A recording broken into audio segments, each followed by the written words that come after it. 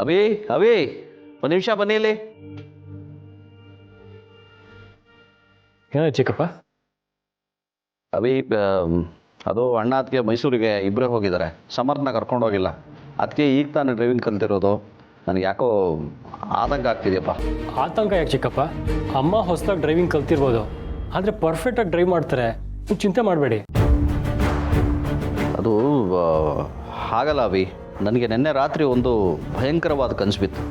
ಆ ಕನಸಲ್ಲಿ ಅಣ್ಣ ಅದಕ್ಕೆ ಇಬ್ಬರು ಒಂದು ಅಪಾಯದಲ್ಲಿ ಸಿಕ್ಕಾಕೊಂಡಾಗೆ, ಅವ್ರಿಗೇನೋ ತೊಂದರೆ ಆಗಿರೋ ಹಾಗೆ ಒಂಥರ ವಿಚಿತ್ರವಾದ ಕನಸು. ಬೆಳಗ್ಗೆ ಎದ್ದು ನೋಡಿದ್ರೆ ಅವರಿಬ್ಬರೇ ಹೋಗಿದ್ದಾರೆ. ಅವ್ರ ಫೋನ್ ಬೇರೆ ಸ್ವಿಚ್ ಆಫ್ ಬರ್ತಿದೆ. ನನಗೆ ಯಾಕೋ ಇದು ಸರಿ ಕಾಣ್ತಿಲ್ಲ. ಅಭಿ ಅಭಿ ರೆಡಿರು, ಇಬ್ಬರು ಹೋಗಿ ಬರೋಣ. ಏನ ನಾವು ಹೊರಡೋದ? ಅಲ್ಲ, ಅಷ್ಟಕ್ಕೂ ಅವ್ರು ಯಾಕೆ ಫೋನ್ ಸ್ವಿಚ್ ಆಫ್ ಮಾಡ್ಕೋಬೇಕು? ಅವ್ರೇನು ಚಿಕ್ಕ ಮಕ್ಕಳಲ್ಲ ಬಿಡಿ, ಬರ್ತಾರೆ. ಇಲ್ಲ ಇಲ್ಲ, ಹಾಗೆಲ್ಲ ತಾತ್ಸಾರ ಮಾಡೋಕ್ಕಾಗಲ್ಲ. ಅಲ್ಲಿ ಅವ್ರಿಗೆ ಏನಾಗಿದೆಯೋ ಏನೋ, ನಾವೇ ಹೋಗಿ ನೋಡೋಣ. ಅವ್ರಿಗೇನು ತೊಂದರೆ ಆಗಿಲ್ಲ ಅಂದರೆ ಅಷ್ಟು ಸಾಕು. ತೊಂದರೆನಾ? ಏನು ಮಾತಾಡ್ತಿದ್ದೀರಾ ಚಿಕ್ಕಪ್ಪ ನೀವು? ಹೌದಪ್ಪ, ದಯವಿಟ್ಟು ನನ್ನ ಮಾತು ಕೇಳು. ಅವ್ರಿಗೆ ಅಪಾಯ ಇದೆ ಅವಿ. ನನ್ನ ಮನಸ್ಸು ಪದೇ ಪದೇ ಅದನ್ನೇ ಹೇಳ್ತಿದೆ. ನಾವು ತಡ ಮಾಡೋದು ಬೇಡ, ಪ್ಲೀಸ್ ಬಾ, ಈಗಲೇ ಹೊರಡೋಣ ಬಾ. ಸರಿ ಚಿಕ್ಕಪ್ಪ, ಹೊರಡೋಣ ನಡೀರಿ. ಇವರೇನಾದರೂ ಅಲ್ಲಿಗೆ ಹೊರಟ್ರೆ ಕೆಲಸ ಕೆಡುತ್ತೆ. ನಮ್ಮವರು ಅವರನ್ನು ಫಾಲೋ ಮಾಡ್ತಿರೋದು ಇವ್ರಿಗೆ ಗೊತ್ತಾಗುತ್ತೆ. ಏನು ಮಾಡೋದು? ರೀ, ಎಲ್ಲಿಗೆ ಹೋಗ್ತಿದ್ದೀರಾ? ಪುಣ್ಯ, ಅಪ್ಪ ಅಮ್ಮನ ಫೋನ್ ಸ್ವಿಚ್ ಆಫ್ ಆಗಿದಂತೆ, ಚಿಕ್ಕಪ್ಪ ಗಾಬರಿ ಆಗಿದ್ದಾರೆ. ಅದಕ್ಕೆ ನಾವೇ ಹೋಗಿ ನೋಡ್ಕೊಬರೋಣ ಅಂತ ಹೋಗ್ತಿದ್ವಿ. ಇಲ್ಲ ರೀ, ಅವ್ರಿಗೇನು ತೊಂದರೆ ಆಗಿರಲ್ಲ. ತೊಂದರೆ ಆಗಿರಲ್ವಾ? ನೀನು ಹೇಗಮ್ಮ ಹೇಳ್ತೀಯ? ಮಾವ ಇವತ್ತು ಅಮ್ಮನಿಗೇನೋ ಸರ್ಪ್ರೈಸ್ ಕೊಡಕ್ಕೆ ಹೋಗಿದ್ದಾರೆ. ನಾನು ಫೋನ್ ಸ್ವಿಚ್ ಆಫ್ ಮಾಡ್ತೀನಿ, ಯಾರೂ ಡಿಸ್ಟರ್ಬ್ ಮಾಡಬೇಡಿ ಅಂತ ಮೆಸೇಜ್ ಮಾಡಿದ್ದಾರೆ ನೋಡಿ.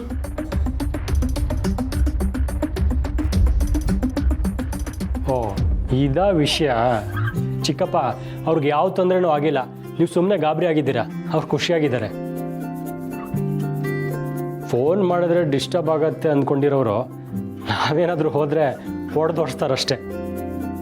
ಅಭಿ ಆದರೂ ಏನಿಲ್ಲ ಚಿಕ್ಕಪ್ಪ, ಆರಾಮಾಗಿರಿ. ಈ ರಾತ್ರಿ ಬೀಳೋ ಕನಸುಗಳ ಬಗ್ಗೆ ಜಾಸ್ತಿ ತಲೆ ಕೆಡ್ಸ್ಕೋಬೇಡಿ.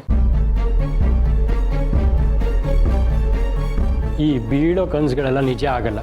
ಅಷ್ಟಕ್ಕೂ ಅಪ್ಪ ಅಮ್ಮನಿಗೂ ಏನು ತೊಂದರೆ ಆಗೋಕ್ಕೆ ಸಾಧ್ಯ? ಅವ್ರಿಗೂ ಪ್ರಿವಸಿ ಬೇಕು. ಖುಷಿ ಖುಷಿಯಾಗಿ ಹೋಗಿ ಬರ್ತಾರೆ ಬಿಡಿ.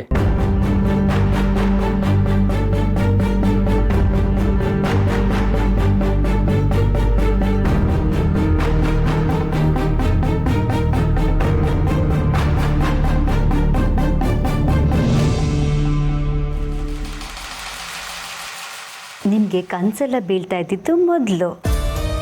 ಹುಷಾರಾಗಿದ್ದೀರಾ ನೀವು, ಟೆನ್ಷನ್ ಮಾಡ್ಕೋಬೇಡಿ.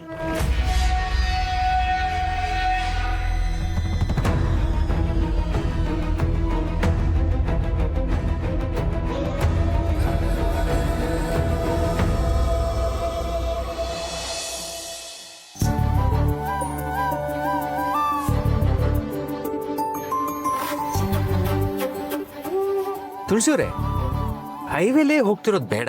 ಗಾಡಿನ ಸರ್ವಿಸ್ ರೋಡಿಗೆ ತಗೊಳ್ಳಿ. ಹಳ್ಳಿಗಳ ಮಧ್ಯೆ ಹೊಲ ಗದ್ದೆಗಳನ್ನ ನೋಡ್ಕೊಂಡು ಹೋಗೋಣ. ಸರಿ, ಹಾಗೆ ಮಾಡೋಣ. ಈ ಹೈವೇಲ್ ಹೋದ್ರೆ ನಾವ್ ಹೇಗ್ ಹೋದ್ವಿ ಅನ್ನೋದೇ ಗೊತ್ತಾಗಲ್ಲ. ನಮಗ್ ನಾವು ತಲುಪಬೇಕಾಗಿರೋ ಗುರಿ ಎಷ್ಟು ಮುಖ್ಯನೋ, ಹೋಗ್ಬೇಕಾಗಿರೋ ದಾರಿಲಿ ಖುಷಿಯಾಗಿ ಪ್ರಯಾಣ ಮಾಡೋದು ಅಷ್ಟೇ ಮುಖ್ಯ. ಕರೆಕ್ಟಾಗಿ ಹೇಳಿದ್ರಿ. ನಾವು ಗುರಿ ಮುಟ್ಟಿದ್ರೆ ಆ ಕ್ಷಣಕ್ಕೆ ಮಾತ್ರ ಖುಷಿ ಪಡ್ತೀವಿ. ಆದರೆ ಪ್ರಯಾಣನೇ ಎಂಜಾಯ್ ಮಾಡ್ಕೊಂಡು ಹೋದ್ರೆ ನಾವು ಹೋಗೋವರೆಗೂ ಖುಷಿಯಾಗೇ ಇರ್ತೀವಿ.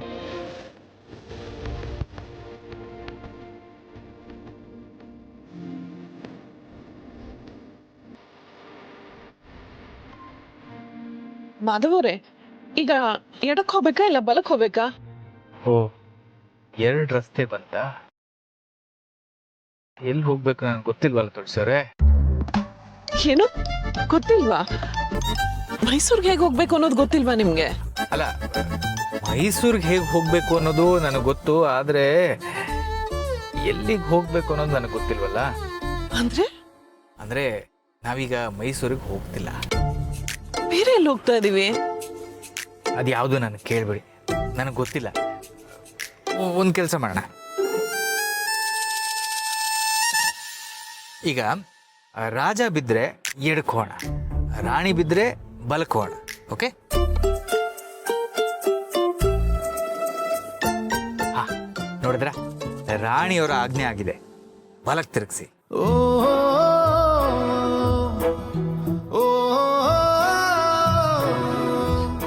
ನೀವ್ ಹೀಗ್ ನನ್ನನ್ನು ಕರ್ಕೊಂಡ್ ಬಂದಿರೋದು ವಿಚಿತ್ರವಾಗಿದೆ, ಆದ್ರೂ ಒಂಥರ ಖುಷಿ ಆಗ್ತಾ ಇದೆ. ನನ್ಗೂ ಚಿಕ್ಕ ವಯಸ್ಸಲ್ಲಿ ಹೀಗೆಲ್ಲ ಅನ್ನಿಸ್ತಾ ಇತ್ತು, ಗುರಿನೇ ಇಲ್ದೆ ಸಿಕ್ಕಿದ ದಾರಿಲಿ ಹೀಗೆ ಸಾಕ್ತಾ ಇರ್ಬೇಕು ಅಂತ. ಇಷ್ಟ ಆದವ್ರ ಜೊತೆಲಿದ್ದಾಗ ಎಷ್ಟು ದೂರ ಆದ್ರೂ ಸರಿ ಹೋಗ್ತಾ ಇರ್ಬೇಕು ಅಂತ ಕನ್ಸೆಲ್ಲ ಕಂಡಿದ್ದೆ. ನಿಮ್ಮ ಕನಸನ್ನ ನನಸು ಮಾಡೋದೇ ನನ್ನ ಗುರಿ. ಇನ್ನೇನಿದ್ರು ಈ ಪ್ರಯಾಣ ನಿಮ್ಮ ಕನಸುಗಳ ಜೊತೆ ಇರುತ್ತೆ ತುಳಸಿಯವರೇ. ಆ ಕನ್ಸು ಈಗ ನನ್ಸಾಗ್ತಾ ಇದೆ. ಹೌದಾ? ಹಾಗಾದ್ರೆ ನಿಧಾನವಾಗಿ ಗಾಡಿ ಓಡಿಸಿ, ಏನು ಅವಸರ ಇಲ್ಲ, ಆರಾಮಾಗಿ ಹೋಗೋಣ.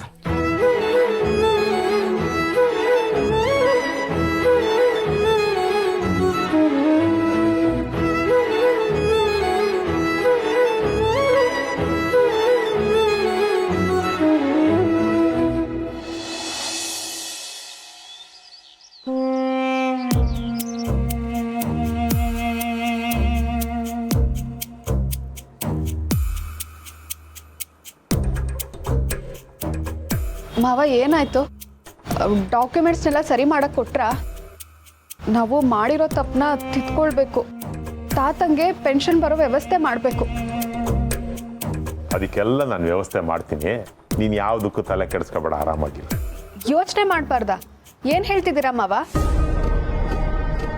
ನಾವು ಈ ಥರ ಫೇಕ್ ಡಾಕ್ಯುಮೆಂಟ್ಸ್ ಮಾಡಿದ್ದೀವಿ ಅಂತ ಯಾರಾದರೂ ನಮ್ಮ ಮೇಲೆ ಕಂಪ್ಲೇಂಟ್ ಕೊಟ್ಟರೆ ಆಮೇಲೆ ನಾವು ಕಂಬಿ ಎಣಿಸ್ಬೇಕಾಗತ್ತೆ, ಗೊತ್ತಾ? ಕಂಪ್ಲೇಂಟಾ? ನಮ್ಮ ಮೇಲ? ಈ ಮನೆಯವರ? ಸಾಧ್ಯನೇ ಇಲ್ಲ. ಅದು ಹೆಂಗಮ್ಮ ಕೊಡ್ತಾರೆ? ಒಂದು ವೇಳೆ ಕೊಟ್ಟರು ಅಂತ ಇಟ್ಕೊ, ನಾನು ನೀನು ಜೈಲಿಗೆ ಹೋದ್ವಿ ಅಂತ ಇಟ್ಕೊ, ಅವಮಾನ ಆಗೋದು ಯಾರಿಗೆ? ಈ ಮನೆಯವ್ರಿಗೆ ತಾನೆ. ಅದಕ್ಕೆ ಅವ್ರು ಯಾರಿಗೂ ಏನು ಕಂಪ್ಲೇಂಟ್ ಕೊಡಲ್ಲ, ಯೋಚನೆ ಮಾಡ್ಬೇಕು. ತಾತನ ವಿಷಯದಲ್ಲಿ ಏನು ಹೇಳಕ್ಕಾಗಲ್ಲ. ಇಡೀ ಮನೆಯವರೆಲ್ಲ ಹೇಗೆ ತಿರುಗಿಬಿದ್ರು ಅಂತ ನೋಡಿದ್ರಲ್ಲ. ಹೌದಮ್ಮ. ಅಲ್ಲ, ನಾವೇನೋ ಭಾಳ ದೊಡ್ಡ ತಪ್ಪು ಮಾಡಿಬಿಟ್ಟಿದ್ದೀವಿ ಅನ್ನೋ ಥರ ಈ ಮನೆಯವರೆಲ್ಲ ಹೇಗೆ ತಿರುಗಿ ಬಿದ್ದುಬಿಟ್ರು ಅಂತೀನಿ. ನಮ್ಮ ಕಷ್ಟ ಅರ್ಥ ಮಾಡ್ಕೊಳ್ಳೋರೇ ಇಲ್ವಲ್ಲಮ್ಮ ಈ ಮನೆಯಲ್ಲಿ. ಈ ಮನೆಯಲ್ಲಿ ನಮ್ಮ ಪರಿಸ್ಥಿತಿ ಹೀಗೆ ಮುಂದುವರೆದ್ರೆ ಬಹಳ ಕಷ್ಟಪಡಬೇಕಾಗತ್ತೆ.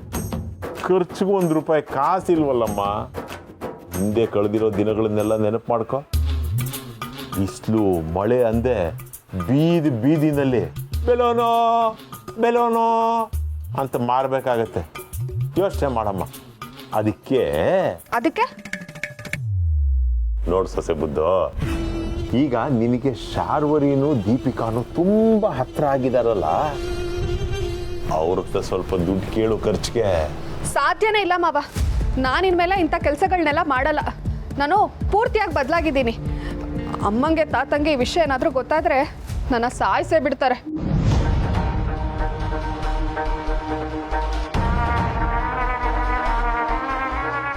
ನೋಡು ಸೊಸೆ ಮುದ್ದು, ನೀನು ಅವ್ರ ಹತ್ರ ಸಹಾಯ ಕೇಳಿದ್ರೆ ನಾವು ಬದುಕಬಹುದು, ಇಲ್ಲದೆ ಹೋದರೆ ಬಹಳ ಕಷ್ಟಪಡಬೇಕಾಗುತ್ತಮ್ಮ.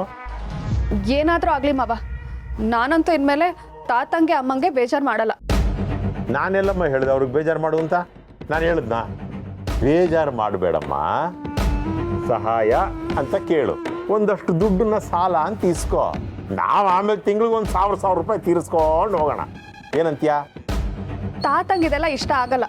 ಅಂದ್ರೆ ನೀನು ಈ ಥರ ಎಲ್ಲ ಮಾತಾಡೋದ್ರೆ ನನಗಿಷ್ಟ ಆಗತ್ತೆ ಅಂತನಾ? ನನ್ನ ಮಾತಿಗೆ ಬೆಲೆನೇ ಇಲ್ವೇನಮ್ಮ? ಅವಳು ನಿನ್ನ ತಾತ ಇರ್ಬೋದು, ಆದ್ರೆ ನಾನು ನಿನಗೆ ಗಂಡು ಕೊಟ್ಟರು ಆ ಮಾವ. ಎಷ್ಟು ಖುಷಿ ಪಡ್ತಿದ್ದೆ ನಿನ್ನಂತಹ ಸೊಸೆ ಪಡೆಯೋದಕ್ಕೆ. ನಾನು ಯಾವ ಜನ್ಮದಲ್ಲಿ ಏನು ಪುಣ್ಯ ಮಾಡಿದ್ನೋ ಅಂತ ನೀನು ನನ್ನ ಭಾಗ್ಯ ದೇವತೆ ಅನ್ಕೊಂಡಿದ್ದೆ. ಈಗ ಅನ್ನಿಸ್ತಾ ಇದೆ ನಿನ್ನಂಥ ಸೊಸೆ ಪಡೆಯೋದಕ್ಕೆ ನಾನು ಏನು ಪಾಪ ಮಾಡಿದ್ನೋ ಅಂತ. ಏನು ಹೇಳ್ತಿದ್ದೀರಾ ಮಾವ? ಏನಿದೆಯಮ್ಮ ಹೇಳಕ್ಕೆ? ಮುಂದೆ ಏನು ಆಗಬಹುದು ಅದನ್ನ ಈಗ ಊಹೆ ಮಾಡ್ಕೊಂಡು ಹೇಳ್ತಾ ಇದ್ದೀನಿ. ಒಂದೊಂದು ಹೊತ್ತಿನ ಊಟಕ್ಕೂ ಪರದಾಡಬೇಕಾಗತ್ತೆ ನಾವು. ಕಳಿಸ್ತೀನಿ, ಎಲ್ರ ಮನೇಲೂ ಮುಸ್ರೆ ತಿಕ್ಕ ಕಳಿಸ್ತೀನಿ. ನೀನೊಬ್ಳೆ ಏನು, ನಾನು ಹೋಗ್ತೀನಿ ದುಡಿಯೋಕ್ಕೆ. ಯಾಕೆ ಅಷ್ಟೆಲ್ಲ ಮಾಡಬೇಕು ಮಾವ? ನಿಮ್ಮ ಮಗ ಹೇಗಿದ್ರು ದುಡಿತಿದಾರಲ್ಲ. ಅವನೊಬ್ಬ ದುಡಿದ್ಬಿಟ್ರೆ ಸಾಕಾ? ಕೇಳಿಸ್ಕೋ ಸೊಸೆ ಬುದ್ಧ, ಅವನು ದುಡಿಯೋದು ಮುಂದೆ ನಮ್ಮ ಭವಿಷ್ಯದಲ್ಲಿ ಸೇವಿಂಗ್ಸ್ಗೆ ಅಂತ. ಅರ್ಥ ಆಯ್ತಾ? ಈಗ ನಾವು ದುಡಿಯೋದು ನಮ್ಮ ಹೊಟ್ಟೆ ತುಂಬಿಸ್ಕೊಳಕ್ಕೆ. ನೋಡಮ್ಮ, ನಾವು ಯಾರಿಗೂ ಮೋಸ ಮಾಡೋದು ಬೇಡ, ತಲೆ ಮೇಲೆ ಕೈ ಇಡೋದು ಬೇಡ. ಒಂದು 5 ಲಕ್ಷ ರೂಪಾಯಿ ಸಾಲ ಅಂತ ಇಸ್ಕೊ. ಯಾವುದಾದ್ರು ಒಳ್ಳೆ ಜಾಗದಲ್ಲಿ ಒಂದು ಅಂಗಡಿ ಓಪನ್ ಮಾಡಿ ಹೊಸ ಬಿಸ್ನೆಸ್ ಶುರು ಮಾಡೋಣ. 1 ವರ್ಷ ಅಷ್ಟೇ ಚೆನ್ನಾಗಿ ದುಡಿಯೋಣ. 5ಕ್ಕೆ 5 ಸೇರಿಸಿ ವಾಪಸ್ ಕೊಟ್ಬಿಡೋದು. ಆಮೇಲೆ ದುಡ್ದಿದ್ದೆಲ್ಲ ಲಾಭನೇ. ಏನಂತೀಯ? ನೋಡಮ್ಮ, ಒಂದೇ ಒಂದ್ಸಲ ಮಾತಾಡು.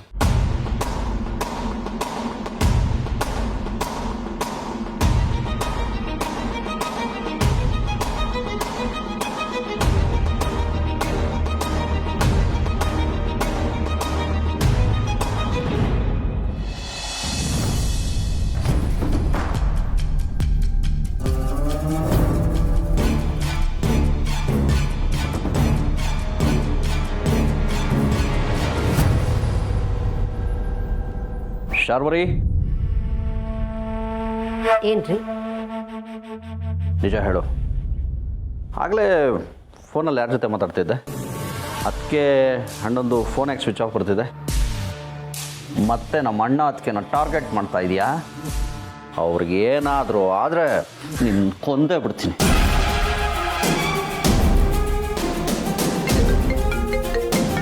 ರಿಸೀವ್ ಮಾಡು, ಫೋನ್ ರಿಸೀವ್ ಮಾಡು.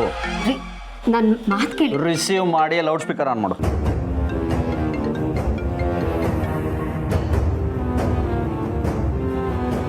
ಹಲೋ ಮೇಡಮ್, ಮಾಧವ್ ಸರ್ಗೆ ಕಾಲ್ ಮಾಡಿದ್ದೆ. ಅವ್ರು ಇವತ್ತು ಏನೇ ಕೆಲಸಗಳಿದ್ದು ನಿಮ್ಮ ಹತ್ರ ಮಾತಾಡಕ್ಕೆ ಹೇಳಿದ್ದಾರೆ. ತುಂಬ ಖುಷಿಯಾಗಿದ್ದೀವಿ, ಡಿಸ್ಟರ್ಬ್ ಮಾಡಬೇಡಿ ಅಂತ ಹೇಳಿದರು.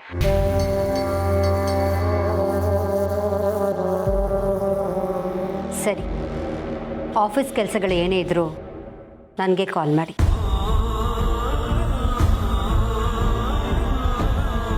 ಯಾಕ್ರಿ, ಇನ್ನೂ ನಿಮಗೆ ನನ್ನ ಮೇಲೆ ಅನುಮಾನನ? ನಾನು ಸಾಯೋವರೆಗೂನ ಅಥವಾ ನಿಮ್ಮ ಅಣ್ಣ ಅದಕ್ಕೆ ಬದುಕಿರೋವರೆಗೂನ? ಶಾರ್ವರಿ, ಇಲ್ಲ, ನಿಮಗೆ ನನ್ನ ಮೇಲೆ ನಂಬಿಕೆ ಬರಲ್ಲ. ನನ್ನ ಮೇಲೆ ನಿಮಗೆ ನಂಬಿಕೆ ಬರಬೇಕು ಅಂದರೆ ನಾನು ಏನು ಮಾಡಬೇಕು? ನಮ್ಮ ಮಗಳಿಗೆ ಮದುವೆ ಮಾಡಬೇಕು ಅಂದ್ಕೊಂಡಿದ್ದೀವಿ. ಅವಳನ್ನ ಖುಷಿಯಿಂದ ಗಂಡನ ಮನೆಗೆ ಕಳಿಸ್ಕೊಡ್ಬೇಕು.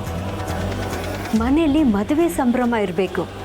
ಅದು ಬಿಟ್ಟು ನೀವು ಹೀಗೆ ನನ್ನ ಮೇಲೆ ಅನುಮಾನ ಪಡ್ತಾ ಕೂಗಾಡ್ತಾ ಇದ್ರೆ ಮನೆಯವರೆಲ್ಲರೂ ನನ್ನ ಬಗ್ಗೆ ಏನು ಅಂದ್ಕೊಳ್ಳಲ್ಲ.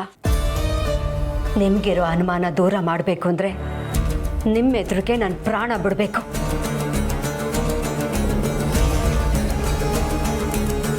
ಶಾರ್ವರಿ,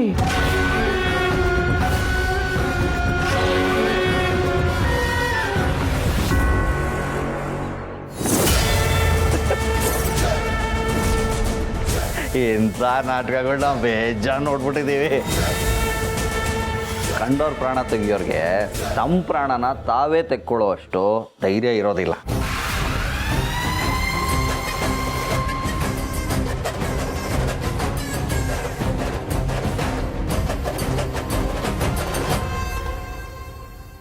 ನೀನು ಏನೇ ಹೇಳಿದ್ರು ನನಗೆ ನಿನ್ನ ಮೇಲೆ ನಂಬಿಕೆ ಹುಟ್ಟಲ್ಲ.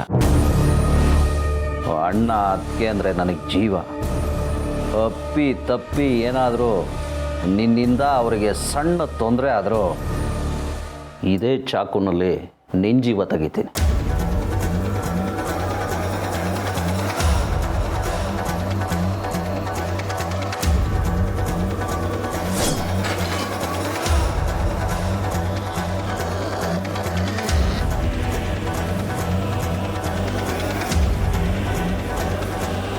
ಹಲೋ, ಅವ್ರು ಎಲ್ಲೇ ಹೋದರೂ ಏನೇ ಮಾಡಿದ್ರು ಪ್ರತಿಯೊಂದು ವಿಷಯನೂ ನನಗೆ ಗೊತ್ತಾಗಬೇಕು. ಅವರನ್ನು ಹಾಗೆ ಫಾಲೋ ಮಾಡಿ.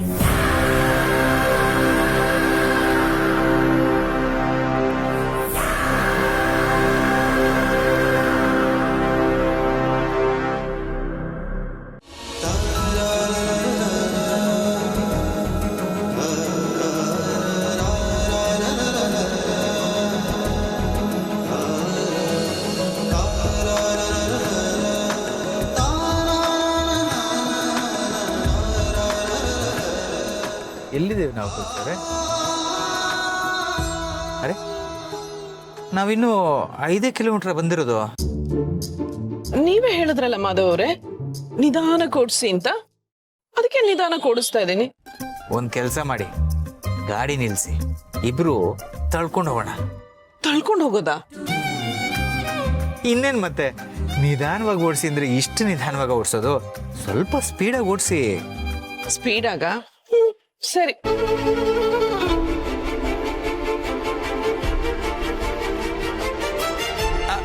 ಇಷ್ಟು ಸ್ಪೀಡಾಗಲ್ಲ ನೋಡಿ. ಈಗ ರವೆ ಹುರಿತೀವಲ್ಲ, ತುಂಬ ಹಸಿಯಾಗುವಿಲ್ಲದೆ ಕಪ್ಪು ಆಗದೆ ಕೆಂಬಣ್ಣಕ್ಕೆ ಬರೋ ಹಾಗೆ ಹದವಾಗಿ, ಹಂಗೆ ತುಂಬ ಸ್ಲೋನೂ ಅಲ್ಲ ಸ್ಪೀಡಾಗೂ ಅಲ್ಲ, ಹದವಾಗಿ ಓಡಿಸಿ. ಹಾಗ ಈಗ ನೋಡಿ. ಹಾ, ಇದು ಕರೆಕ್ಟ್. ತೇಲ್ತಾ ಇದ್ದೀನೇನೋ ಅನ್ನಿಸ್ತಿದೆ. ಹಾಯಾಗಿ ಕುಳಿತಿಹೆ ನಾನು ರಾಜನ ಹಾಗೆ, ಮಹಾರಾಜನ ಹಾಗೆ, ಹೆಂಡತೀನೇ ಸಾರಥಿ ಈಗ ಜೊತೆಗಿರಿ ಹೀಗೆ, ಎಲ್ಲ ನೋವು ಮರೆತು ಹೋಗಲು ನಿಮ್ಮ ಜೊತೆಗೆ ಹೀಗೆ ಸಾಗಲು, ಪಬಬಂ ಪಬಬಂ ಪಬಬಂ.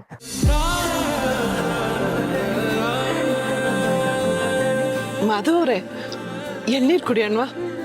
ನಾನೇ ಹೇಳೋಣ ಅನ್ಕೊಂಡೆ, ನೀವೇ ಹೇಳ್ಬಿಟ್ರಿ. ಕಾರ್ ಸೈಡ್ಗೆ ಹಾಕಿ.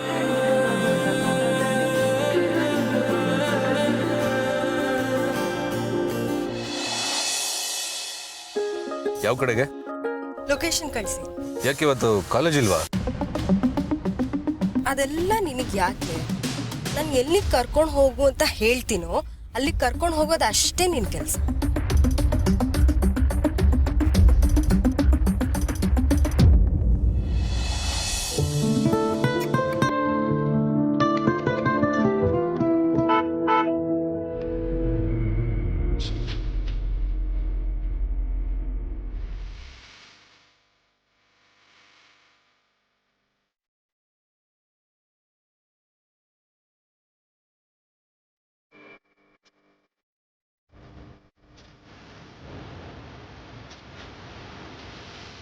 Hi, you looking pretty. Thank you. You know what, ನಾನು ಏನೇ ಕೆಲಸ ಮಾಡಬೇಕಾದ್ರೂ ಪದೇ ಪದೇ ನಿಂದೆ ನೆನಪಾಗ್ತಿರುತ್ತೆ. ನೆನಪಾದಾಗೆಲ್ಲ ಕಾಲ್ ಮಾಡಬೇಕು ಅನ್ಸುತ್ತೆ. ಕಾಲ್ ಮಾಡಿದ್ರಾಯ್ತು. ಕಾಲ್ ಮಾಡಿದಾಗೆಲ್ಲ ತುಂಬ ಹೊತ್ತು ಮಾತಾಡಬೇಕು ಅನ್ಸುತ್ತೆ. ಮಾತಾಡಿದ್ರಾಯ್ತು. ಮಾತಾಡುವಾಗೆಲ್ಲ ನಿನ್ನನ್ನು ನೋಡಬೇಕು ಅನ್ಸುತ್ತೆ. ಓಹೋ, ಇವಾಗ ನೋಡ್ತಿದ್ದೀರಲ್ಲ. ನೋಡ್ತಾ ನೋಡ್ತಾ ಹಾಗೆ ಹೊರಗಡೆ ಎಲ್ಲಾದರೂ ಸುತ್ತಾಡಬೇಕು ಅನ್ಸುತ್ತೆ. ಏ, ಏಕೆ ಸುತ್ತಾಡಬಾರ್ದಾ? Why not? ಹೋಗೋಣ. That's great. ಸರಿ, ಹಾಗಾದ್ರೆ ಬಾ ಕೂತ್ಕೋ. ಹೇಯ್, ಯಾರು ನೀವು? ಇವ್ರ್ಯಾಗ ನಿಮ್ಮ ಜೊತೆ ಬರಬೇಕು? ವಾಟ್? ಅವ್ರ್ಯಾಕೆ ನನ್ನ ಜೊತೆ ಬರಬೇಕಾ? Who are you man? ಅದನ್ನೆಲ್ಲ ಕೇಳಕ್ಕೆ ನೀವು ಯಾರು? Sorry Sanjay, is my driver. ಡ್ರೈವರಾ? ನಿಮ್ಮ ಮನೇಲಿ ಡ್ರೈವರ್ಗಳು ಇಷ್ಟೆಲ್ಲ ಕ್ವಶನ್ ಕೇಳ್ತಾರಾ? ಏನು ಮಾಡೋದು, ನಮ್ಮ ಮನೇಲಿ ಕೊಟ್ಟಿರೋ ಸಲಿಗೆ ಅದು. Okay fine. ಡ್ರೈವರ್, ಪ್ರಶ್ನೆ ಮಾಡೋದೆಲ್ಲ ಬಿಟ್ಟು ಹೋಗಿ ಕಾರಲ್ಲಿ ಕೂತ್ಕೋ. ಕೇಳಿಸ್ತಿಲ್ವಾ? ನಿನಗೆ ಹೇಳ್ತಿರೋದು. ಗುಡ್. ಈಗ ನಾನು ನಿಧಿ ಸುತ್ತಾಡ್ಕೊಂಡು ಬರ್ತೀವಿ. ಅಲ್ಲಿವರೆಗೂ ನೀನು ಕಾರಲ್ಲಿ ಕೂತ್ಕೊಂಡು ವೇಟ್ ಮಾಡ್ತಾ ಇರು. You understand? ಆದರೆ ಹೇಳ್ದಷ್ಟು ಮಾಡು, ಅತಿಯಾಗಿ ಆಡಕ್ಕೆ ಬರಬೇಡ. ಸಂಜಯ್, ಲೆಟ್ಸ್ ಗೋ.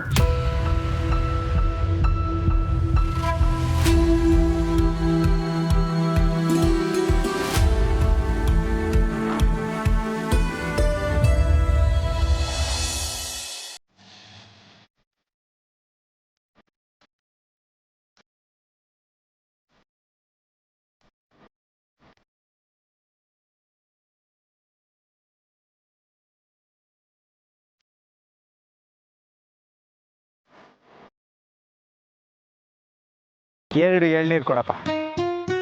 ಎಳ್ನೀರು ಸ್ವಲ್ಪ ಕೆಂಪಗಿರಲಿ. ಕೆಂಪು ಅಂದರೆ ಕೆಂಪಲ್ಲ, ಸ್ವಲ್ಪ ಕೆಂಪು ಮತ್ತು ಹಸಿರು ಮಿಕ್ಸ್. ಕೆಂದು ಎಳ್ನೀರು ಅನ್ನಿ ಸರ್. ಹಾಂ, ಅದೇ ಅದೇ.